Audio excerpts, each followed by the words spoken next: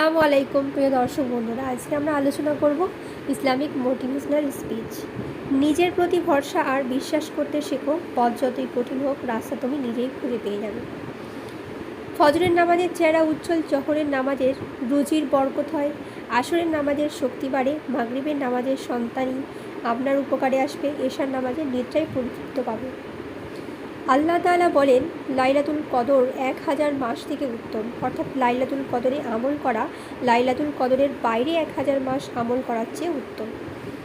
তোমরা আসরের রোজা রাখো, কেননা এদিনে আম্বিয়া রোজা রাখতেন। আজ তুমি যাদেরকে গরিব বলে পাত্তা দাও না, কাল তোমার কবর খোঁড়ার জন্য ওই গরিব মানুষগুলো সবার আগে এগিয়ে আসবে। রাসূল সাল্লাল্লাহু বলেছেন, তোমরা প্রসাবের চিটা থেকে নিজেদেরকে বাঁচিয়ে রাখো, কেননা সাধারণত কবরের আযাব এর কারণেই হয়ে থাকে। রাসূল সাল্লাল্লাহু বলেন, জান্নাত যাওয়ার সবচাইতে নিকটবর্তী আমল হলো নামাজ। রিজিকের ফয়সালা আসমানে হয়, জমিনে নয়। শক্তির জোরে রিজিক যদি পাওয়া যেত, তাহলে বাঘ কোনোদিন না খেয়ে থাকতো না, আর চড়ুই পাখিরা রিজিক পেত না। ফজরের নামাজ পড়ে বের হলে যে ঠান্ডা বাতাসটা লাগে, মনে হয় কষ্ট পাপগুলো মুছে গেল। অতঃপর তুমি যখন চূড়ান্ত সিদ্ধান্ত গ্রহণ করবে, তখন আল্লাহর উপর ভরসা করো। যারা ঈমান আনে ও সৎ কাজ করে, তাদের জন্য রয়েছে নিয়ামতে ভরা জান্নাত। অভাব, সময় আর পরিস্থিতি জীবনের সবথেকে বড় শিক্ষক। অভাব বুঝিয়ে দেয় প্রয়োজনীয়তা, সময় বুঝিয়ে দেয় তোমার অবস্থান, আর পরিস্থিতির শিখিয়ে দেয় তোমার দুর্বলতা। সবচেয়ে বড় অশিক্ষিত হচ্ছে সে, যে নিজেকে সর্বদা নির্ভুল মনে করে। কল্যাণকর কথা হলো লাভবান হবে, মন্দ কথা থেকে চুপ থাকো, নিরাপদ থাকবে। কখনোই সময় ও ভাগ্যের অহংকার করো না, কারণ সকাল তাদেরও হয় যাদের কেউ মনে রাখে না।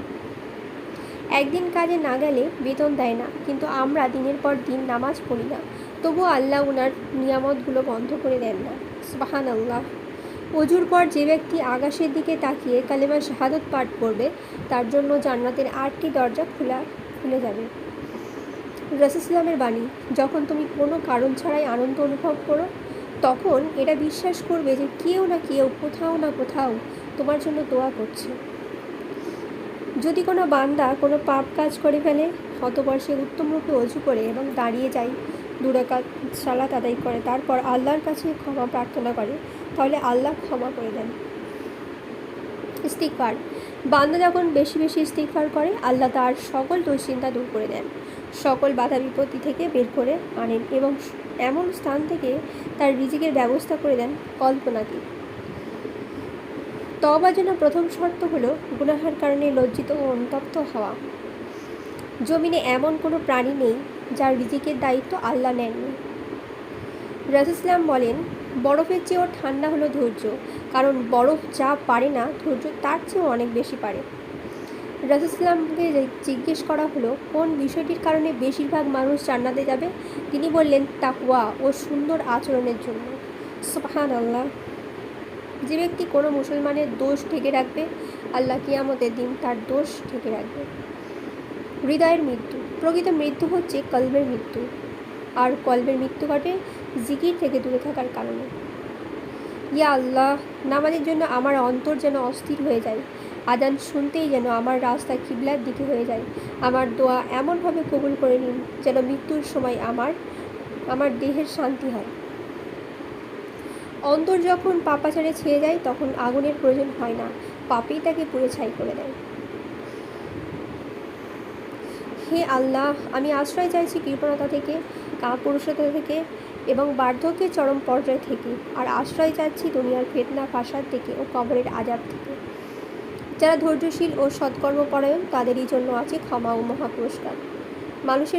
মানুষ অপরাধীকে খোঁজে শাস্তি দেওয়ার জন্য, আর আমার আল্লাহ অপরাধীকে খোঁজে মাফ করার জন্য। সুবহানাল্লাহ। কেউ জিজ্ঞাসা করলো, ভাগ্য কী? আমি উত্তর দিলাম, পৃথিবীতে 400 বেশি ধর্ম রয়েছে, তারপরেও আমি মুসলিম পরিবারে জন্মগ্রহণ করেছি, আলহামদুলিল্লাহ। অর্থ মানুষের অবস্থার পরিবর্তন করতে পারলেও স্বভাবের কিন্তু পরিবর্তন করতে পারে না।